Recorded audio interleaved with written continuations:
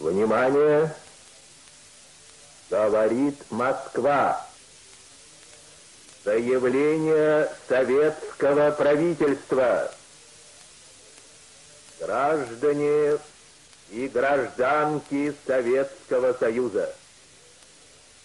Сегодня, 22 июня, 4 часа утра, без объявления войны, германские войска напали на нашу страну. План «Барбаросса», вторжение и захват СССР, стал поворотным в истории Третьего рейха. За первые несколько месяцев наступления гитлеровцы захватили почти всю европейскую часть Советского Союза.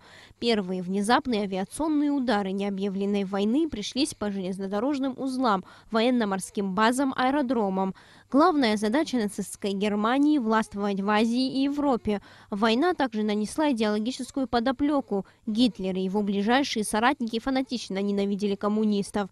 На сопротивление немецким фашистам были брошены все силы. На защиту своего отечества стал весь многонациональный народ Советского Союза. Только ценой огромных усилий удалось достичь перелома в войне, а впоследствии изгнать агрессора. Долгие 4 года люди стойко сражались на фронтах и трудились в тылу. Благодаря неимоверным усилиям советский народ выстоял блокаду Ленинграда, Сталинградскую битву, сражение на Курской дуге. В этой войне, длившейся 1418 дней и ночей, Советский Союз потерял около 27 миллионов человек. В годы войны в Абхазии было развернуто большое количество военных госпиталей, в которых проходили курс лечения десятки тысяч раненых бойцов. Более 55 тысяч жителей Абхазии ушли на фронт, более 17 тысяч не вернулись. Из них 22 жителя республики были удостоены высочайшего звания Герой Советского Союза.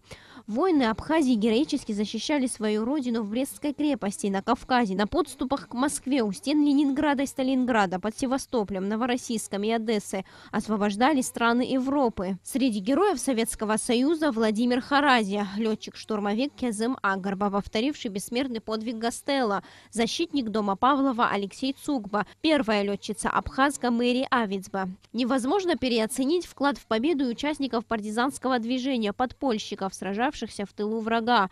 Стратегически важной целью советской армии было не пустить врага на Кавказ. Бои проходили на перевалах Крестовый, Марух, Кохора, Санчара. Сегодня в районе перевала Санчара установлен мемориальный памятник в память о павших в бою за Родину.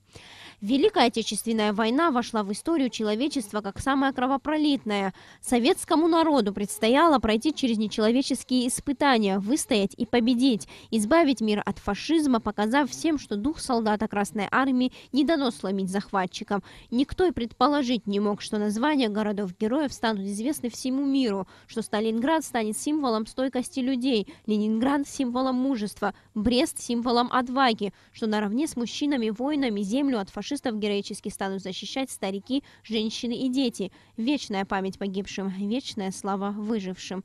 Сария Смыр, Абхазское телевидение.